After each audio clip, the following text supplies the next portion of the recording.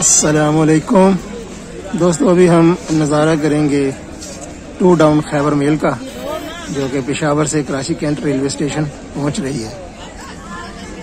माशाल्लाह इतना ज़्यादा लेट नहीं हुई, मैं तो इसको कहूँगा ठीक ही आ रही है। तकरीबन 7:20 पे पहुंच रही है कैंट रेलवे स्टेशन पर।